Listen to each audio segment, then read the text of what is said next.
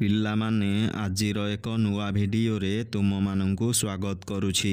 ଆଜିର ଭିଡ଼ିଓରେ ଆମେ କିଛି ଗୁରୁତ୍ୱପୂର୍ଣ୍ଣ ଇଂରାଜୀ ଶବ୍ଦର ଅର୍ଥ ଓ ଉଚ୍ଚାରଣ ବିଷୟରେ ଆଲୋଚନା କରିବା। ମୁମେଣ୍ଟ ମାନେ କ୍ଷଣ ବା ମୁହୂର୍ତ୍ତ।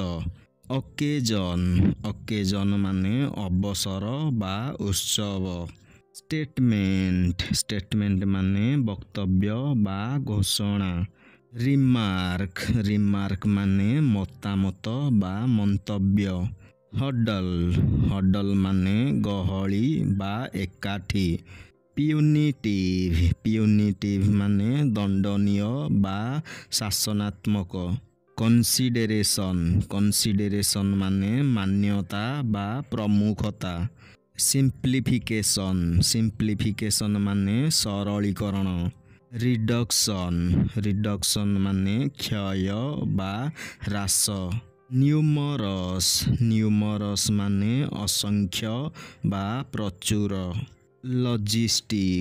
ଲଜିଷ୍ଟିକ ମାନେ ପରିବହନ ବା ଆୟୋଜନାତ୍ମକ। କନଜ୍ୟୁମର ମାନେ ଗ୍ରାହକ ବା ଉପଭୋକ୍ତା।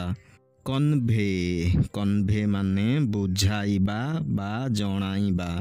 ଅନକ୍ଲେଭ ମାନେ ଆବଦ୍ଧ ଅଞ୍ଚଳ ବା ବିଶେଷ କ୍ଷେତ୍ର। କ୍ୟାଟେଗୋରୀ ମାନେ ଶ୍ରେଣୀ ବା ପ୍ରକାର।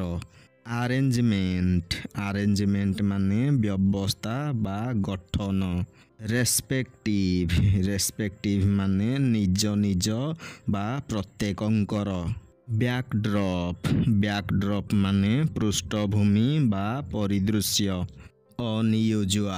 ଅନୟୁଜୁଆଲ ମାନେ ଅସାଧାରଣ ବା ଅସାମାନ୍ୟ। ଆପ୍ଲିକାଣ୍ଟ ମାନେ ଆବେଦକ ବା ପ୍ରାର୍ଥୀ। ନଚର ମାନେ ପାଳନ ପୋଷଣ। ଡିସବର୍ସ ମାନେ ବ୍ୟୟ କରିବା ବା ବିତରଣ କରିବା। ଇନିସିଏଟ୍ ମାନେ ଆରମ୍ଭ କରିବା ବା ଯୋଗ ଦେବା। କମ୍ପ୍ଲାଏନ୍ସ ମାନେ ଅନୁସରଣ ବା ସହମତି। ରେଗୁଲେସନ ମାନେ ନିୟମାବଳୀ ବା ନିୟନ୍ତ୍ରଣ। ରିଜନାଲ ମାନେ ସ୍ଥାନୀୟ ବା ଆଞ୍ଚଳିକ। ରିକଭର ମାନେ ପୁନଃପ୍ରାପ୍ତି। ଏକ୍ସପ୍ଲେନ୍ ମାନେ ବୁଝାଇବା ବା ସ୍ପଷ୍ଟ କରିବା। ଆବସେନ୍ସ ମାନେ ଅନୁପସ୍ଥିତି ବା ଅସ୍ପଷ୍ଟତା। ଇନଫର୍ମେସନ ମାନେ ତଥ୍ୟ ବା ସୂଚନା।